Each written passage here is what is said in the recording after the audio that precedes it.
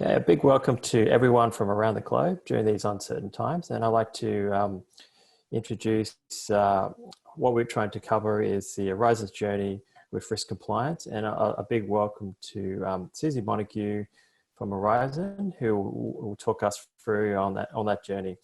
Susie is a person that has been there from the start and has really driven a lot of the changes, governance, and seen some amazing things through her discipline and also energy just to make things happen. I just want to hand it over to Susie, and she'll provide you a bit of a background. Well, hi Richard, hello everybody. I thought I'd just start off with providing some background on Aurizon Holdings, the SAP environment at Aurizon, and also the SAP security structure at Aurizon.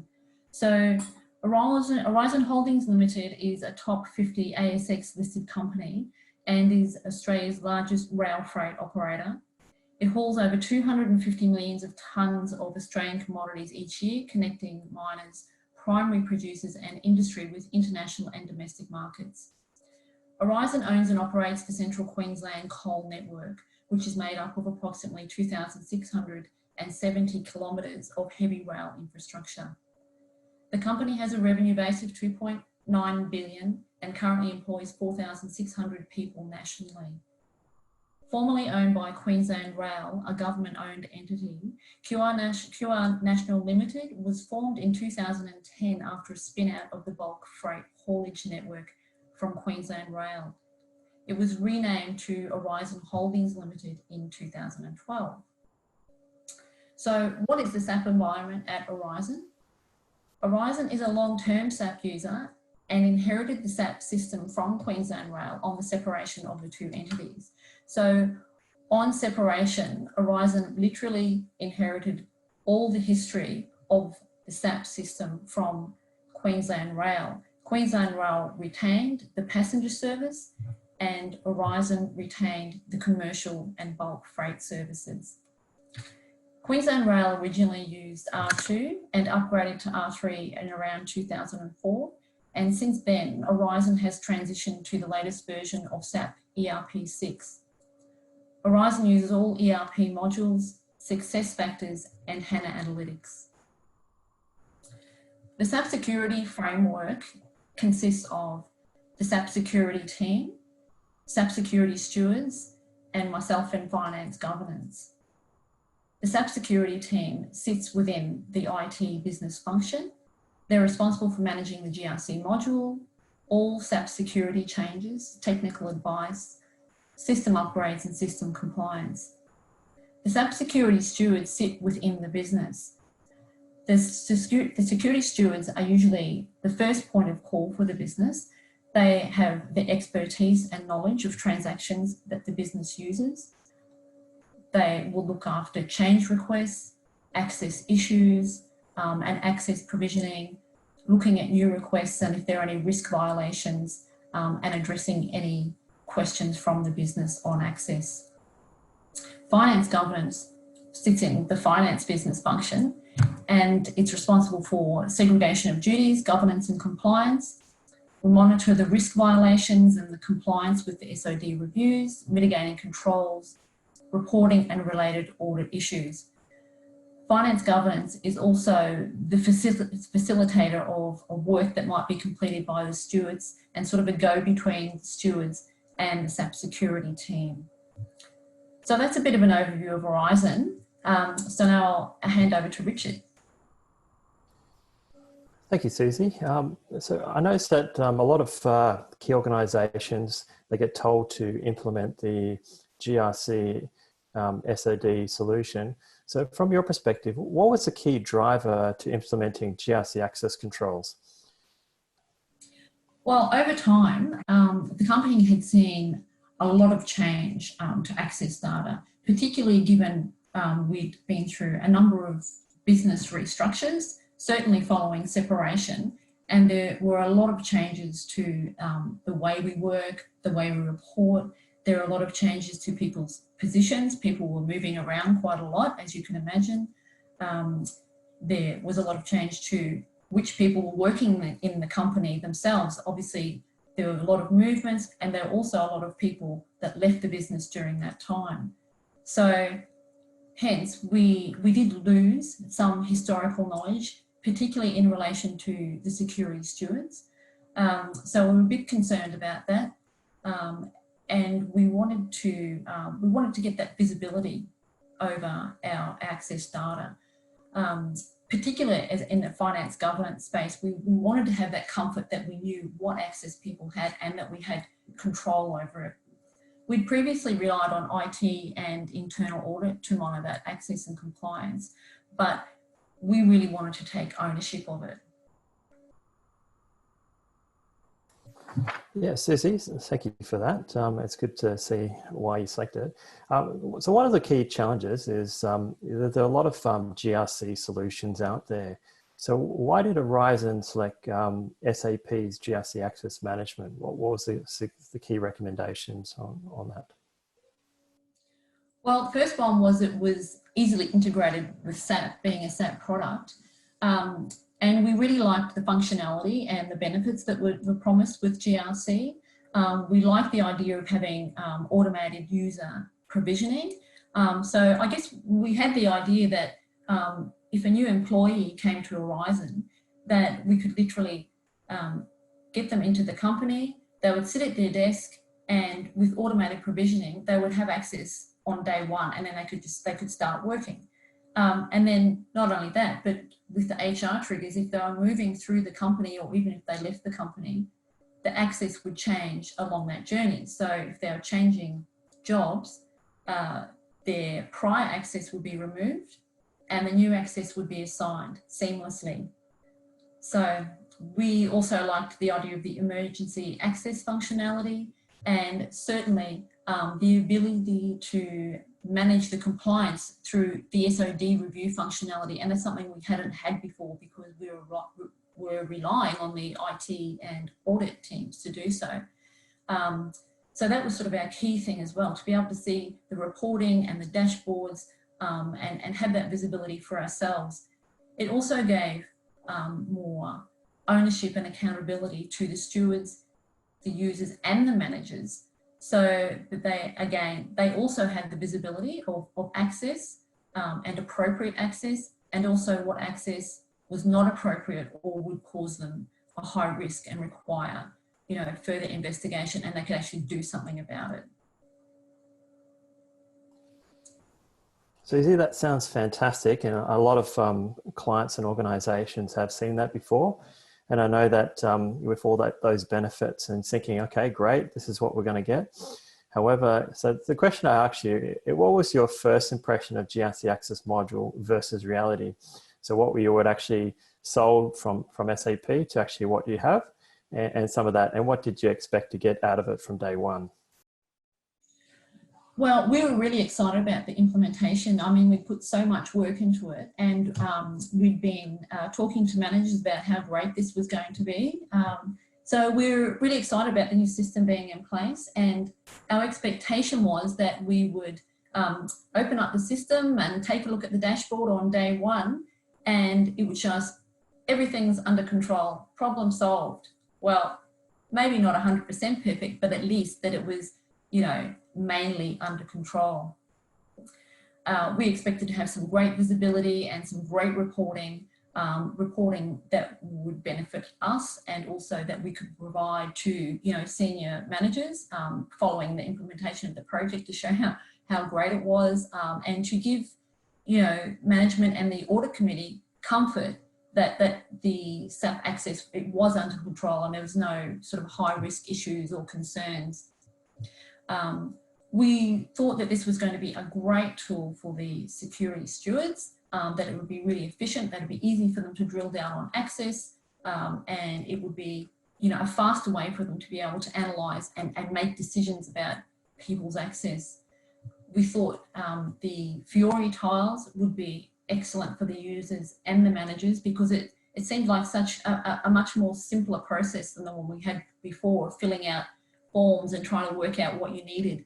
The Fiori tiles provided us with a catalogue, and we thought, obviously when users need additional access or they need to change their access, they can go in there, they can have a look and see what they need. It sort of gives a good guidance.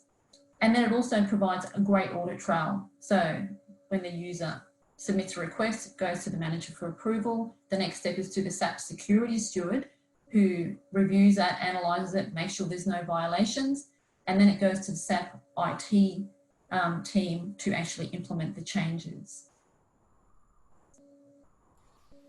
So then the question is, what did you actually see when you got the results out of the system for the first time? Okay, so what we expected and what we saw on implementation was quite different. At Go Live, so as I mentioned, we were really excited. We have a look at the dashboard, and what do we see? Over 1 million risk violations. So our first thought was, well, what's gone wrong? So immediately we decided to validate the data with the SAP security team, which they did. And then after we got over the shock that it was valid, then we sort of went into remediation mode. So as you can imagine, as a finance team, we were thinking, well, you know, we're used to dealing with numbers and we're used to dealing with complicated issues all the time. Let's just get the approach sorted out and start sorting it out. How hard can it be? Famous last words. What we found that as soon as we started trying to drill into the data, the user face was difficult and the reporting was clunky. We found we had to run several different reports to just get a snapshot of the data we need to analyse access for one person. So we'd be running reports which sometimes took hours because there is a number of them, and then we had to try and collate the information. We also found that all those historical roles, a few leftovers from Queensland Rail, were still in SAP and still attached to users, and of course being reported as risks in GRC. We had a very steep learning curve because all the visibility that we'd hoped for was there and much more, because GRC provided us with so much data and so much detail that we didn't understand what we were dealing with. It took us a long time to get the hang of how to pull out the data, assess what we were looking at, and even dealing with the volume of data, because some of the reports were 200,000 lines long. So that was a really steep learning curve. It took a lot of work to get through that. The HR triggers weren't working as seamlessly as expected. In fact, given all the issues, we at one point turned them off until we could start sorting through all these issues and get the situation more under control. So I guess we fairly quickly came to the conclusion that there was just too many issues to deal with at that time without putting in another initiative.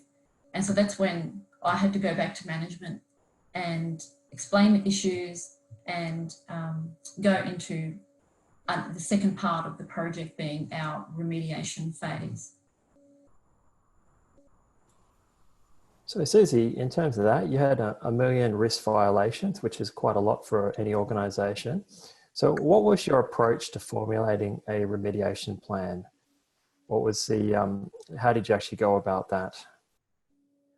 So the first thing we did was bring all the stakeholders together to try and formulate what this plan is, what is our best approach. So number one on the list obviously was our SAP security team, you know, given they have the knowledge and technical expertise to sort of give us that guidance on have we got the right approach, how do we pull this data out and how do we analyse it.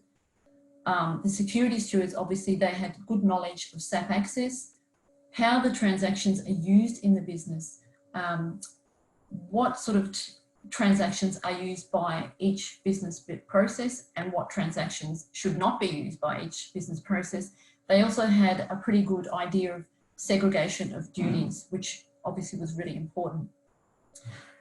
Myself, finance governance, I played the role of coordinating roles for all the working groups, breaking down the tasks and communicating to the management. So communicating to management what the issue is, what our approach was, why we've decided to take this approach, updates on progress, And those sorts of communications were provided regularly to the financial controller, the CFO, and also to our audit committee, because understandably they wanted to have comfort that we didn't have this sort of outlying high risk, especially in relation to SAP access.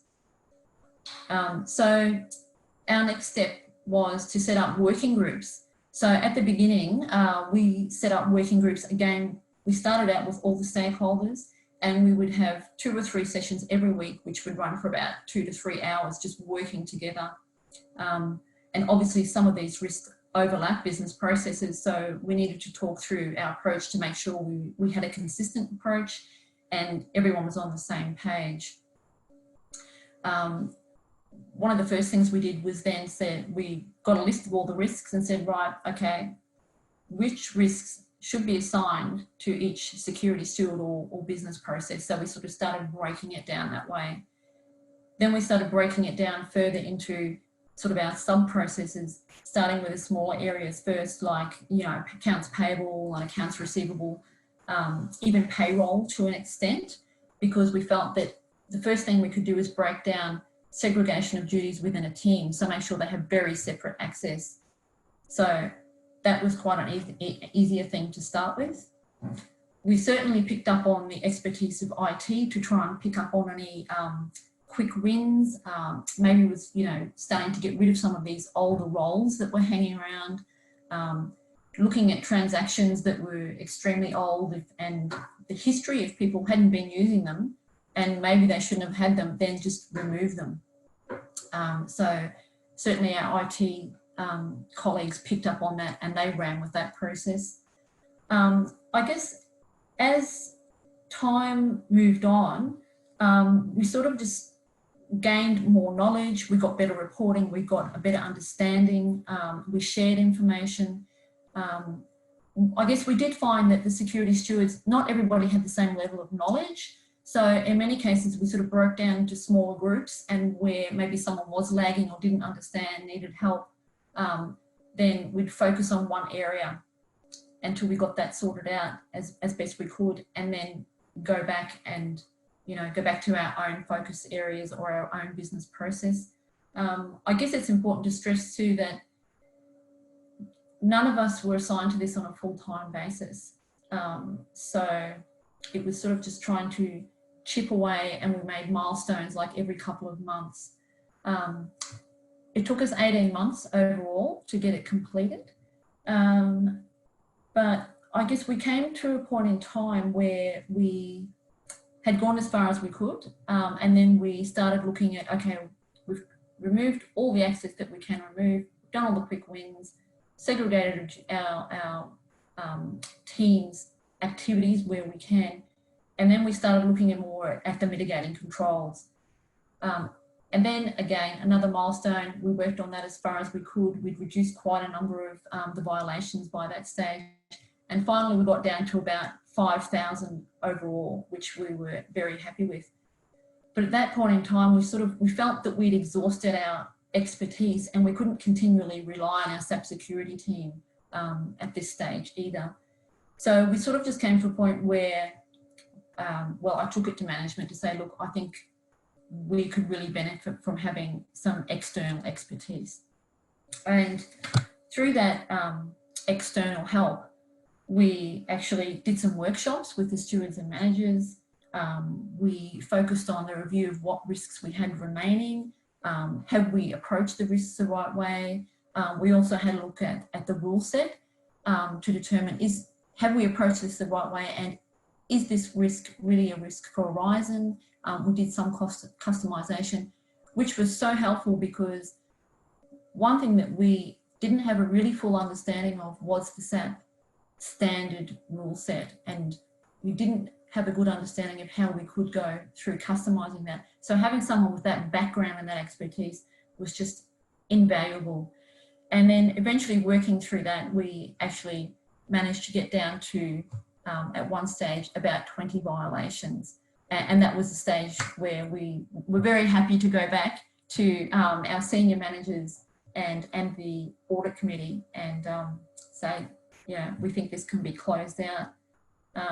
One thing I must say though is, by providing good communication to management and managing expectations, telling it to them like it is. We actually got some really excellent support from our senior managers, particularly when we had to make a lot of changes or start removing access from people.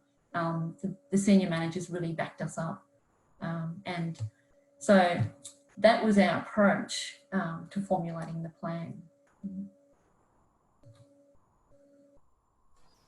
It's a lot. It's quite a lot of journey. So where to from here in terms of governance and continuous improvement? You know, you got it down to 20 risks, which is a fantastic achievement for any organisation. And I know organisations struggle with this thing. So where to, and what is the next steps for that? What does that journey entitle? Well, I guess since then we have been able to implement and improve our governance framework, and that is around doing the SOD review every month with the stewards, making sure they understand what they're doing, making sure they're investigating the violations where they can, and that they understand the mitigating controls. What are the mitigating controls? And make sure they're doing those activities. We also did a lot of additional training with the stewards. You know, we've obviously stewards come and go, so we had, you know, a few changes over that 2-year period as well. So we tried to bring everybody up to speed and have a forum with the stewards to make sure we can discuss issues and bring up other people up to speed where we need to. Certainly, we have also focused on reporting, and recently we've been able to get some help with developing a BI report. And that has helped us enormously because it's brought together, obviously, a lot of the GRC data, taken away all of that clunky reporting, and we can sort of get a really good idea of someone's access in about 5 to 10 minutes instead of about 2 hours or even more. So that has been really helpful as well.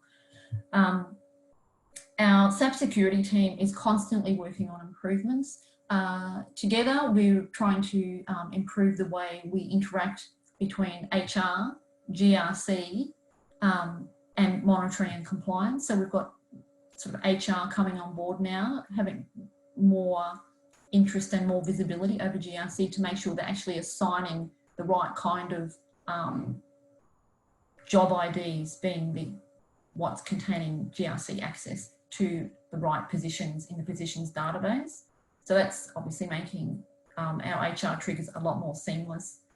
Our big focus at the moment is reviewing the business roles, going back and reviewing our business roles because we still have way too many business roles. I think we've got about 200 still, but we're really trying to reduce that to maybe around between 60 and 70 roles, and do some really good investigative analysis along the way of people's access. I think the business roles for us is the key review to do now because that's just sort of going to tidy up everything, make sure everything's nice and clean before we start working on some change management and working towards user access management. And rolling out some reporting for managers to have a better view of user access management, because at the moment we're still helping them through that. But ultimately, our goal is for control self-assessment, so that we know what controls we have, what's working, what's not working, and that we can report on it to management. And we have less reliance on, you know, auditors and external auditors to tell us where our controls where they are either good or have failed. We're going to be in control of that. You know, we can look at that anytime and understand if everything is under control. So it's quite a long journey to really get there, and also to continue to maintain that momentum. So I know that this is a common question that's asked by other organisations who are probably just starting this journey of segregation of duties and understanding what it is, or halfway through. So in terms of, so what were some of the early lessons learned, and what might have you have done differently after you've been through everything that you've been through for the past few years? I think one of the early learnings was that we really underestimated the complexity and depth of the data that was coming out of GRC. And I am probably speaking more about the stewards and myself. It was just enormous and overwhelming to begin with. So we hadn't been quite ready for that. And, you know, that volume of data and pulling it all together. Also, the early learnings was the importance of getting the support from management. So making sure they were kept up to date with what was happening.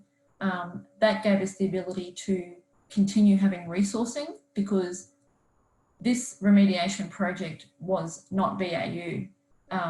This was outside BAU, and a lot of people had to work on this during business as BAU time. So we need managers buy in on that. And thanks very much to the stewards. A lot of them just worked in their own time to help us get through this as well.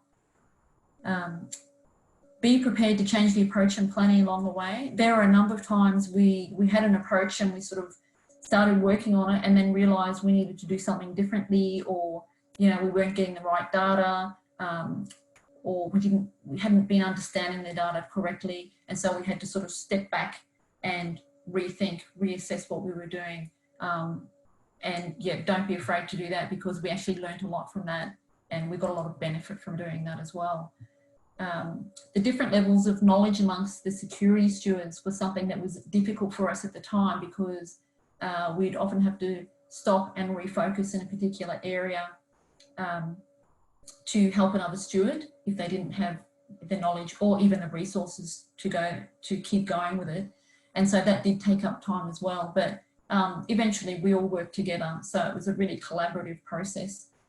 And just communication and building those relationships to work together to make sure that we still had the motivation to work together and keep going with this project over that 18-month period. And again, just the communication to management, without that, I really fear, without giving them the appropriate communication and updates, that we may not have been able to go ahead and complete this project. So I think also the important thing is really just think and reassess when it's time to get external help and expertise, because sometimes it just gets you across the line, and having all those tips and you know, advice from someone who's done it all before and can give you all that great advice is absolutely invaluable. So for any organisation out there, if they were to start it, what would you propose? If you had to do it all over again, what are the main areas that you probably just recommend? I would be a lot more wary of the post-implementation review. And what I would do, I actually would build that into the project to start with, and make sure that we have enough time, or we'd built in additional time, just to make sure that we're really clear about the business roles.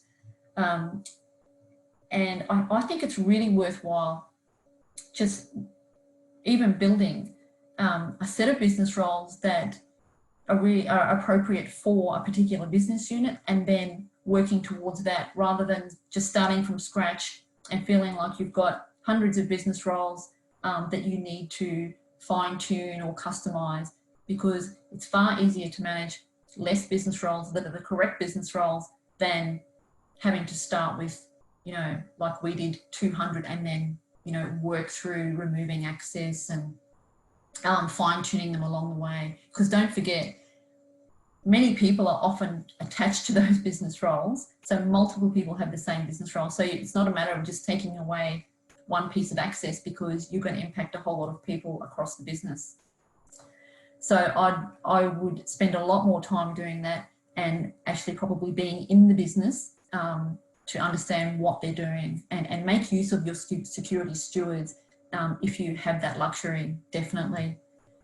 I think one thing that I would have really loved to have done is get a little bit better understanding of the SAP standard rule set. Now, in hindsight, at that time, I don't think I was ready to do that, because there was so much else to deal with. But looking back now, I probably would have put that more up front in the project to understand how we could customize that to begin with, to make sure it was appropriate for our business, because that probably would have saved us quite a bit of pain to start with. I would have had more emphasis on change management. I feel that we didn't have enough time for the change management. We could have done more training. We could have done more focus groups with managers. And I think because of the timeline of the project, it took quite a while. By the time we had done a lot of the remediation, you know, a lot of managers have sort of forgotten how to do things and forgotten what to look for in terms of access. So we've had to start that journey again and do some further training with managers as well. I think definitely streamline the reporting and come up with some solutions up front to support the stewards who are doing that analysis every day. So the BI reporting that we've got now, I wish we had that back then. And I know that's all well and good to say that, but it's just something to think about, that if you can do it, I'd definitely recommend that, because it just makes life so much easier, and it's so much easier to understand, even if you don't understand all the level and depth of the data in GRC. That's great. One of the key questions that we ask is, you know, post COVID, doesn't matter where you are in the world, whether you're in Australia, UK, Germany, US, everyone across the world's been affected by COVID. So what have you done differently as a result of this coronavirus impact? How has that affected the ongoing operations, maintaining the compliance, making sure that things are done? Well, definitely we've met with security stewards, and they've all been alerted that we need to be more vigilant, especially around new access and change requests. We've increased oversight of new risk violations and more frequent review of the dashboard. So I guess what we had in place was our monthly SOD reviews that come out on the 1st of every month, and then the stewards go in and review what risk violations they may have. But what we've implemented now is they need to actually go and check the dashboard, and I want them to see, well, you know, who are the users? What access have they got? Are there violations? What are they? Be more vigilant. What are they? If you see changes, if you see anything that looks unusual, then raise it straight away. In some of the higher risk functions, so, and by that I would say sort of procurement and / finance, we actually having weekly regular catch-ups now, just to make sure that we're across what's happening in terms of access. We're also doing more collaboration between the teams and the business to make sure managers and the business understand what that access might mean, through emails, through a lot of communication. When they ask for access, we'll explain to them, oh, well, you can't have this, this is why, just to make them really aware that this is a really high risk internal control that they need to be aware of, and not providing the wrong access. We're doing monthly catch-ups with each security steward, just so that we can discuss any new issues, check in on the monthly SOD review, make sure the steward understands what's happening, and make sure we understand who the users are, and we are following up and investigating each one. And we're stepping up regular communication and catch-ups with the SAP security team. So we're in contact on a lot more regular basis now, just, you know, all the time bouncing off what's happening. This is what's happening with the stewards. This is what we're finding. What do you think about this? Do you think this could be an issue? And the same thing with SAP security, when they're working on new initiatives, you know, they're reciprocating that communication, and that's been really helpful. And this has been working really well. It's made everybody a lot more aware, and the stewards have really responded to it as well. So fantastic, Susie, and I appreciate everything you've done, and I know that the journey has been a long and tiring and involved so many different people, and probably the key take for anyone out there that this is remediation and addressing risk is not a few months journey. It is a long journey, and you need to have the right type of personnel. You need to have stakeholder involvement from right down, from the top down, and we just really appreciate you sharing that with the audience. Thanks very much, Richard. And I must say, even though GRC was quite difficult for us to begin with, we certainly see it as a big benefit now, and I'm really glad that we've completed that journey.